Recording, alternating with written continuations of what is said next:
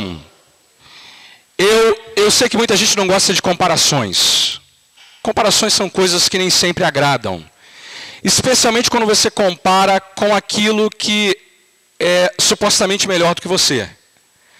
Eu sei que, de uma certa maneira, as comparações todas são desnecessárias. Porque todos nós somos seres únicos, individuais, que não temos como ser comparados com ninguém. Para usar a expressão que todo mundo conhece, Deus, quando fez a gente, jogou a forma fora, né? No meu caso, irmão, jogou mesmo, porque ninguém saiu tão bonito quanto eu.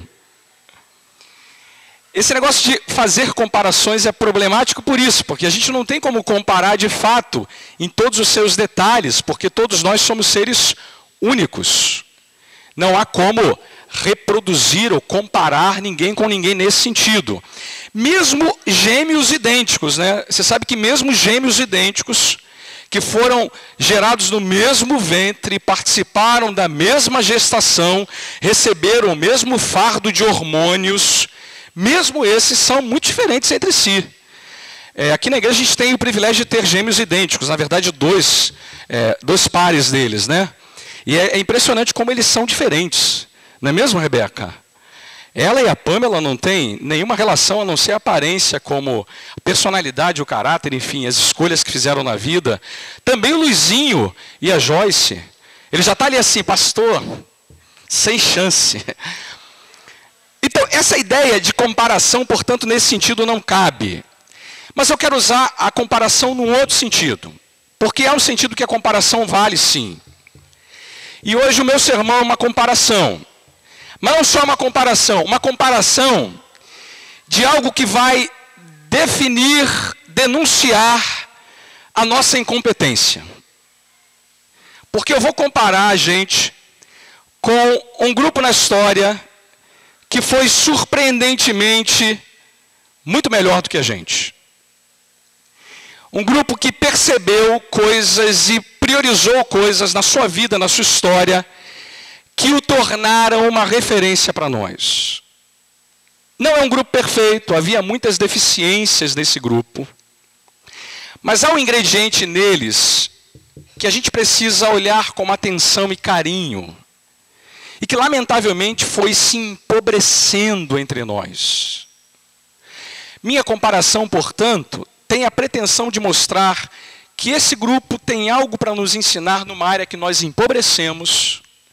E mais do que isso, eu espero ajudá-lo a fazer essa noite um desafio para você mesmo, em termos de vida, mas também em termos desse momento da história da igreja, que tem muito a ver com o que esse grupo já fez e que nós ainda somos muito lentos, muito lerdos para compreender e aplicar a nós mesmos. Do que eu estou falando? De uma comparação entre nós e a igreja primitiva. Se nós compararmos a realidade da igreja no Brasil, e eu estou pensando especialmente com relação a nós aqui, Primeira Igreja Batista em Ambaí, o dever de casa. Se a gente compara essas duas realidades, uma coisa nítida vai aparecer para a gente. Nós estamos muito aquém do que aquela igreja era. E veja, amados, a nitidez da comparação vai mostrar também que nós estamos numa posição desfavorável quando comparamos com eles. E é verdade que essa comparação pode denunciar muita coisa. Talvez coisa que a gente até cantou aqui essa noite. Talvez lá houvessem mais corações quebrantados do que há entre nós. Talvez lá existissem mais gente cantando tudo entregarei, mas fazendo disso uma verdade para a sua vida do que há entre nós. Talvez lá existisse mais gente do que há entre nós que de fato está disposto a viver, como a gente cantou, para a glória do nome do Senhor. Mas eu não quero chamar atenção para nenhuma dessas coisas, embora todas elas estejam relacionadas com a comparação que eu quero fazer. E faço essa comparação a partir de um texto que é singular nesse sentido. Ele mostra uma coisa para nós, amados, que lamentavelmente muita gente na igreja hoje em dia não está mais levando tão a sério quanto deveria. Eu espero mostrar que comparação é essa, mostrar que diferença é essa, e, se Deus permitir, aplicar ela à nossa vida essa noite. Eu espero que você esteja assim, pastor, o que é esse negócio? O que é esse negócio? O que é esse negócio? Então abra a sua Bíblia no livro de Atos dos Apóstolos, que pode ser chamado também de Atos do Espírito Santo. Essa é uma outra boa maneira de descrever esse livro. E você abrirá no capítulo 4, lerá comigo do verso 32 até o verso 37, mas depois eu quero ler também do verso 1 ao verso 11 do capítulo 5.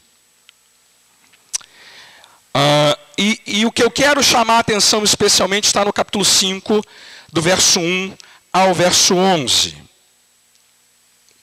Mas leia comigo primeiro, no capítulo 4, do verso 32 até o verso de número 37.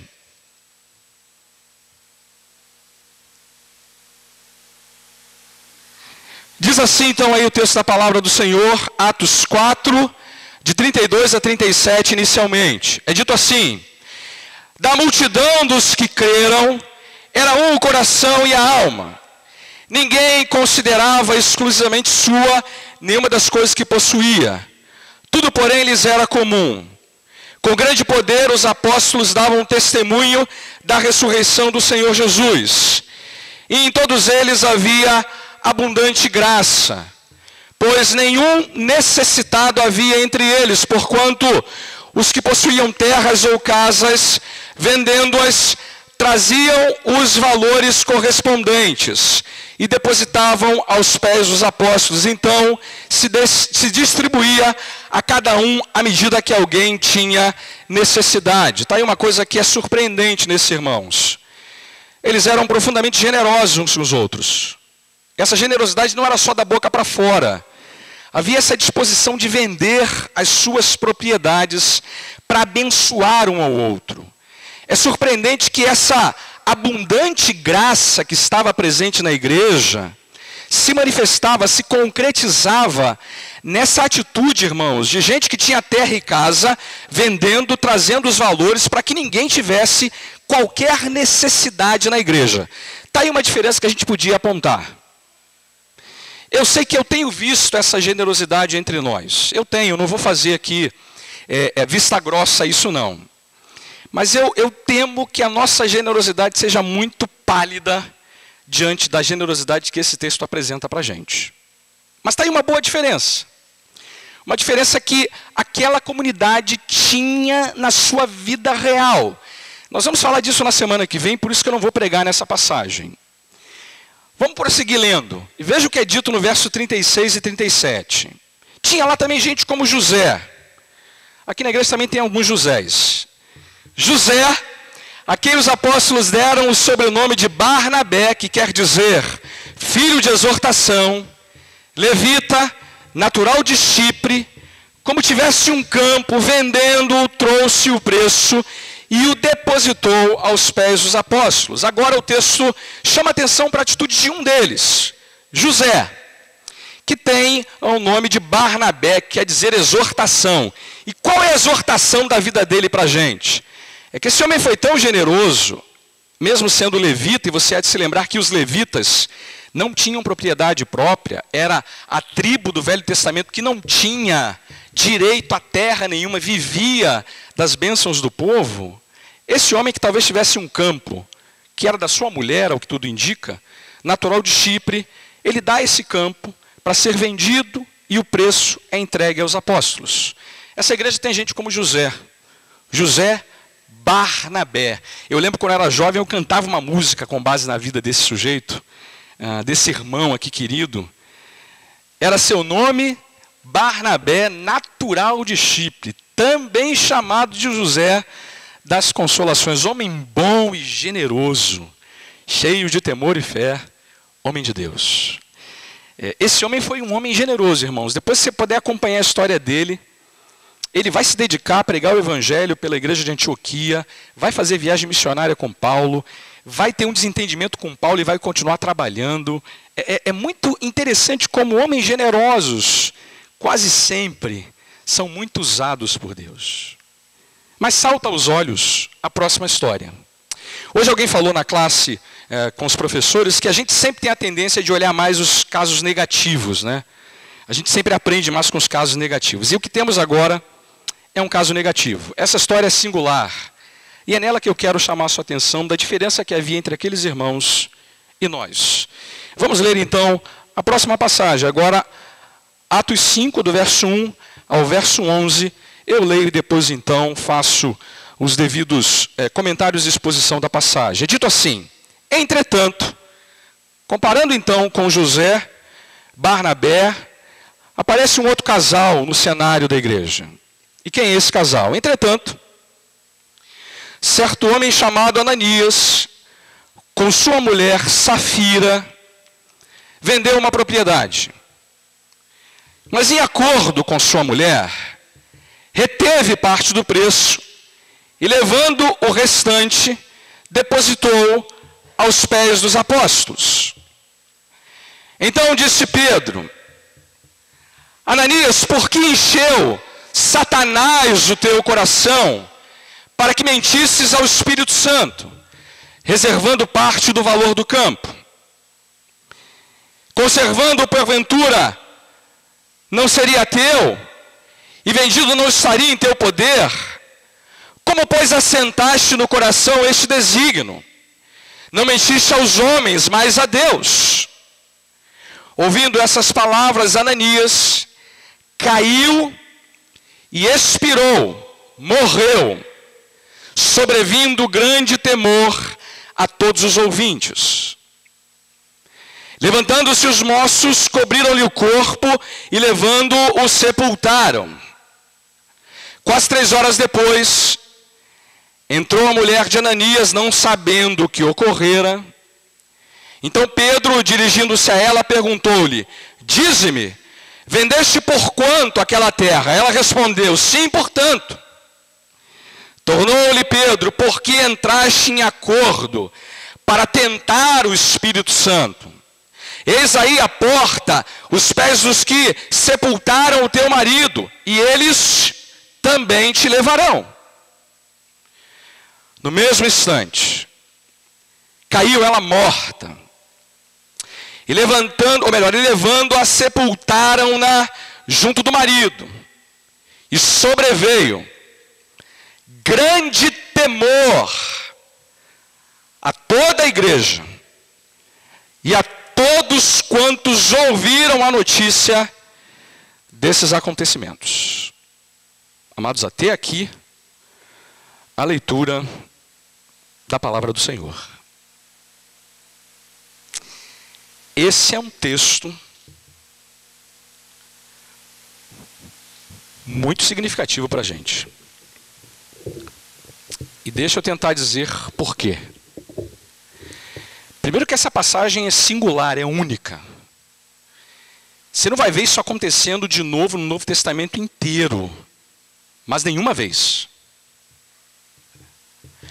É a única vez em que Deus pune a hipocrisia com a morte.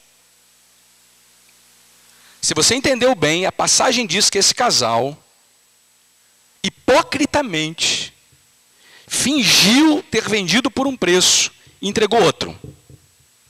Aí Pedro faz uma argumentação muito simples. Não era teu, não vendeu, portanto, não podia ter ficado contigo? Para que entregou sua parte dizendo que era o todo? Tu não mentiste para os homens, mentiste para Deus. E Deus achou por bem dar um sinal através dessa sua atitude hipócrita, tirando a sua vida. E a mulher chega mais tarde. Está aí uma boa dica para os casais: nunca cheguem separados da sua esposa. Você não sabe o que pode acontecer naquela noite. Vem junto. Garra no braço. Porque quando ela chega, ele faz a mesma pergunta: e aí? Foi por tanto? Foi por tanto? Mas mais uma vez está mentindo. Está aí aqueles que levaram o teu marido, e tu também vais morrer. Deixa eu fazer uma pergunta muito simples para a gente, irmãos. Se Deus tiver que tratar todo hipócrita da igreja dessa maneira, se a moda pega, Eu não ia parar de fazer sepultamento, irmão, aqui na igreja. Não sei quantos hoje cairiam. Não sei quantos sepultamentos vocês teriam que fazer na igreja hoje. Porque o que tem de gente vivendo exatamente assim, e imaginando que estão fazendo um excelente negócio. Imaginando que estão, de fato, escondendo de Deus aquilo que Ele sabe, e que nós não podemos esconder dele. Mas o que Deus estava sinalizando para a sua igreja naquele tempo, e que nós talvez tenhamos perdido com o tempo? Chave para entender qual é o princípio que Deus está dando ao seu povo naquele contexto, está no verso de número 5. Ouvindo estas palavras, Ananias caiu e expirou, e veja o texto, sobrevindo grande temor a todos os ouvintes. Se você não estiver satisfeito, vai para o verso 11. E sobreveio grande temor a toda a igreja. Sabe qual é a diferença entre nós e essa igreja? Você já deve estar com a resposta agora na ponta da língua. Essa igreja, dessa maneira singular, aprendeu a temer a Deus. Sabe qual é o problema de muita gente que está na igreja hoje em dia? É que essas pessoas não temem mais a Deus. E eu não estou aqui falando, amados, de temor em termos de ter medo de Deus, embora isso esteja incluído. Já reparou que todo mundo que encontra com Deus tem medo dele primeiro?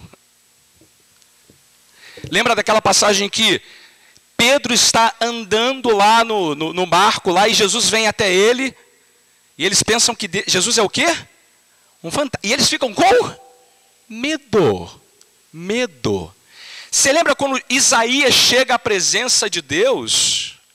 O que ele fala para Deus? Ai de mim, porque sou pecador, sou um homem de lábios impuros e vivo no meio do povo de impuros lábios.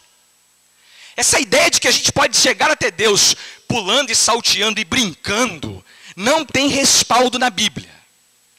Mas temor vai muito mais além disso. Temor é levar Deus a sério.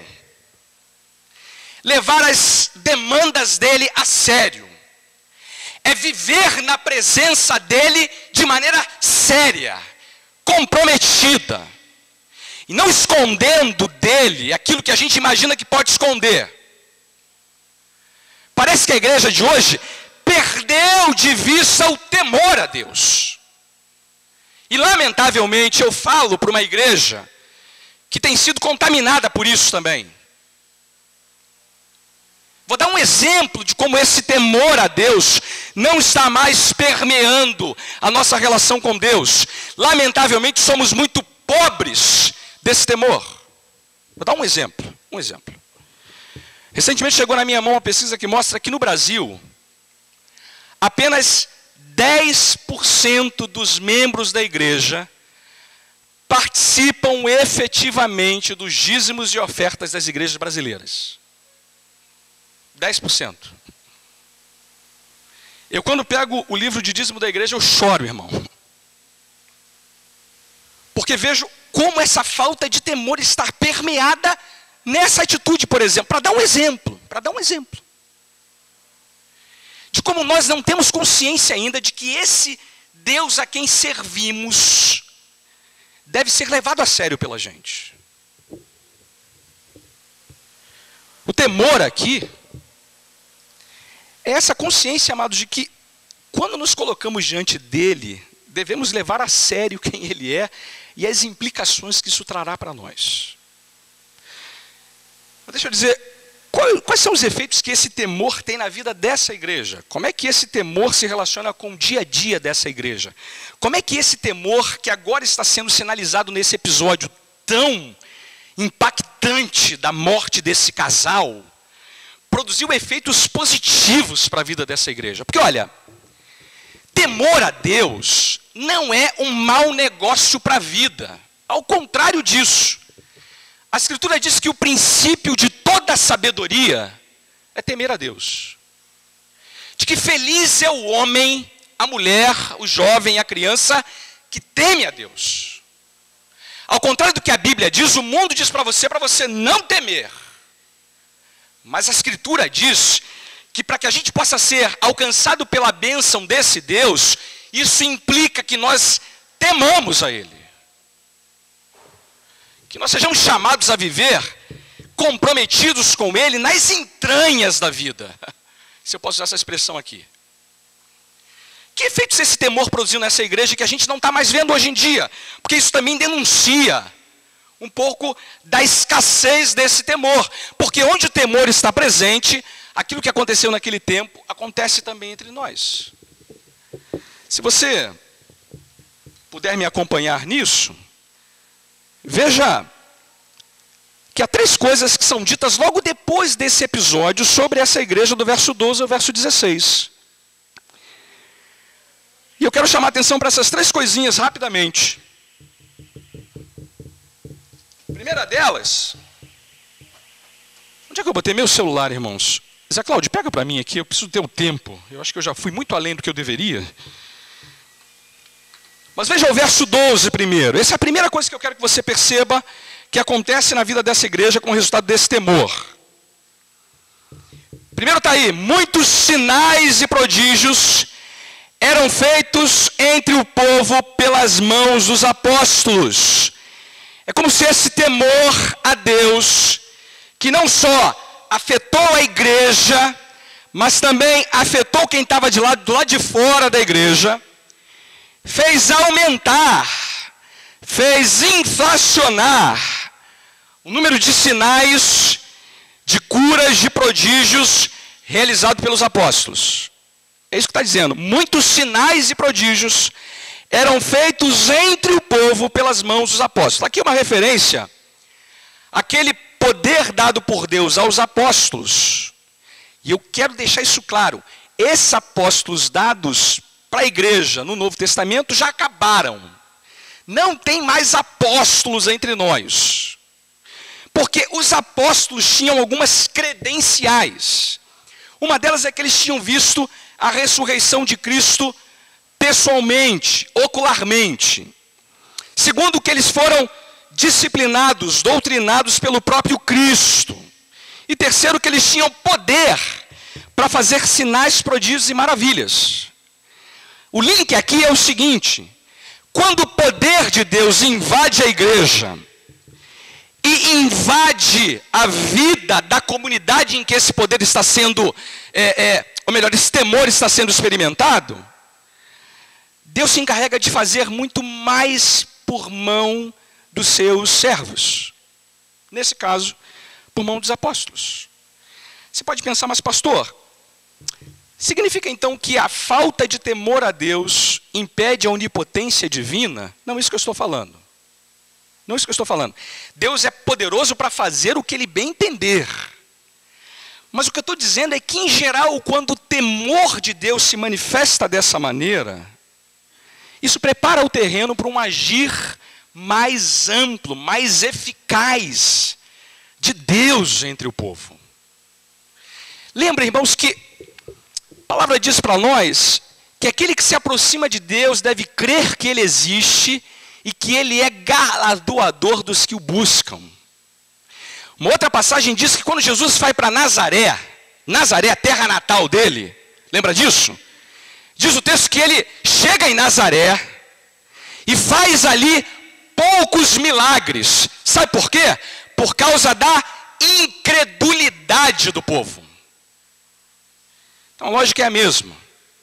Onde o temor de Deus se faz presente no meio do povo de Deus, Deus age de maneira muito mais eficaz do que Ele faria sem esse temor. Quando a gente afasta esse temor de Deus do nosso meio, a gente também afasta com isso o agir dele entre nós. Segunda coisa que esse texto vai nos dizer é que eles ficaram mais unidos. Veja o verso 12 ainda. E costumavam todos reunir-se de comum acordo no pórtico de Salomão, onde o temor de Deus está fortemente presente. Há um senso maior de união e de solidariedade entre os crentes. Isso pode parecer o contrário, né? Porque, raciocina comigo, foi num culto público onde Deus achou por bem matar Ananias e Safira. Não foi? Vamos imaginar o seguinte, imagina que hoje Deus acha por bem levar alguns de nós para a sua presença dessa maneira, trágica e impactante. Aí eu penso assim, se eu marcar culto domingo que vem de novo, quantos vêm, irmãos? Melhor não ir, né? Vai que chega a minha vez. Melhor ficar em casa, né? Pastor, não vem domingo que vem não, tá, pastor? Porque domingo que vem pode ser que não seja mais Ananias e Safira, seja Hércules e Tânia. Mas ao contrário disso, irmãos, a igreja ficou mais unida. Quando o temor de Deus produz os efeitos que só Ele é capaz de produzir, a igreja se une. Sabe por quê? Porque a falta de união, a hipocrisia é uma ferramenta usada pelo diabo para manter a igreja em desavença. A prova disso é que quando Pedro vai confrontar Ananias e Safira, ele fala para eles, por que que vocês deixaram o diabo encher o coração de vocês? É curioso, né, irmão? Curioso isso, sabe por quê? Porque a gente pensa que o diabo sempre trabalha com aquelas categorias teatrais que aparecem em muito lugar de TV. O jeito que está endemoniado, está sempre falando grosso, está sempre com trejeitos e movimentos estranhos, está sempre com a voz embargada, está sempre se contorcendo. Não é essa a ideia que temos? Mas esse texto mostra que o diabo pode trabalhar de maneira muito mais sutil e ainda assim produzir os efeitos que ele quer produzir. Eu e você jamais diríamos para Ananias e Safira que o diabo encheu o coração deles. Mas sabe quem encheu o coração deles? O diabo. Quando Pedro fala para Jesus, Senhor, não vai morrer não. E Jesus fala para ele, arreda Satanás. Eu não diria para Pedro que ele estava endemoniado, matava. Aquela sutileza toda dele era a armadilha do diabo. O texto está dizendo que quando o temor de Deus enfraquece, o diabo encontra as oportunidades favoráveis para criar hipocrisia, para criar desavença, para desfazer solidariedade, para desfazer o amor cristão. Agora, o contrário também é verdade. Quando o temor a Deus se instaura, a igreja sempre se preocupa mais com o seu irmão. Ela sempre produz mais esse amor concreto que busca solidarizar-se com o outro. E não é isso que está faltando entre nós, irmãos. Vamos ser honestos.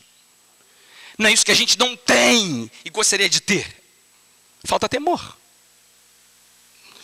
Mas tem uma última coisa que aconteceu nessa igreja que é surpreendente. E eu estou vendo aqui os nossos visitantes muito espantados com a minha pregação. Mas vou explicar para eles por que eu estou mais surpreso com essa última coisa. Veja ainda do verso 13 ao verso 16. Mas dos restantes, ou seja, quem estava do lado de fora, ninguém ousava a juntar-se a eles. Porém o povo lhes tributava grande admiração. E crescia mais e mais a multidão de crentes, tanto homens como mulheres agregados ao Senhor, a ponto de levarem os enfermos até pelas ruas e os colocarem sobre leitos e macas, para que ao passar Pedro, ao menos a sua sombra se projetasse em alguns deles. Afluía também muita gente das cidades vizinhas a Jerusalém, levando doentes e atormentados de espíritos imundos, e todos eram curados. Amém, irmãos? Que texto maravilhoso! Porque a última coisa que aparece como resultado desse temor é primeiro que as pessoas começam a pensar direito o que significa fazer parte da igreja. Ah, irmão, como a gente precisa disso aqui. Olha só que dito que quem estava do lado de fora falou assim, eu não vou mais nessa igreja não. Nessa igreja o pessoal morre. Ao mesmo tempo havia uma grande admiração. Eu queria dizer uma coisa para os irmãos. No Brasil, uma das coisas mais fáceis do mundo é você virar membro de igreja. Coisa mais fácil do mundo, irmão. Está mais fácil do que torcer para o Botafogo. E eu não quero espantar quem está aqui e não é membro da igreja, não. Não quero fazer isso com a minha palavra, não. Mas quero dizer uma coisa, irmão. Ser membro de igreja é coisa muito séria. E a gente não deveria, sob hipótese alguma, dar uma mensagem diferente dessa.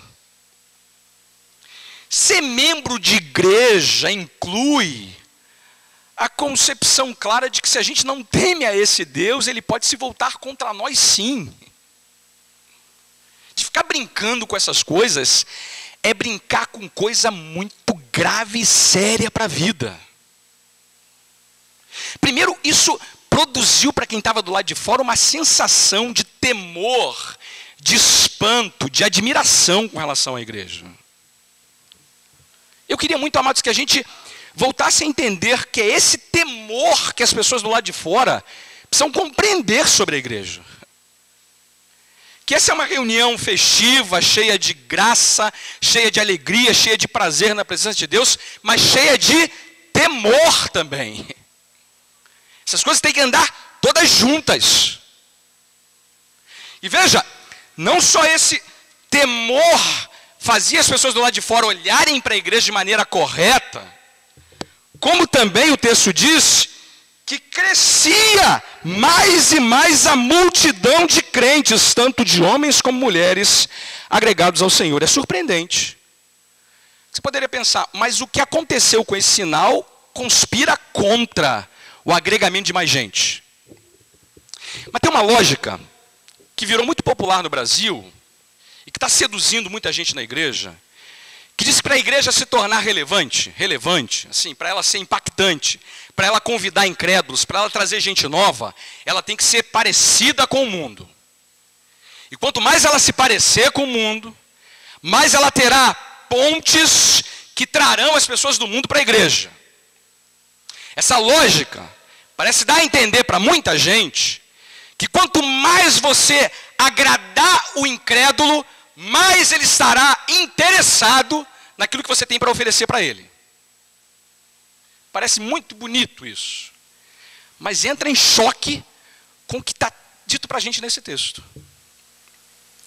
Não é isso que produz novos convertidos. Não é isso que atrai a atenção do mundo.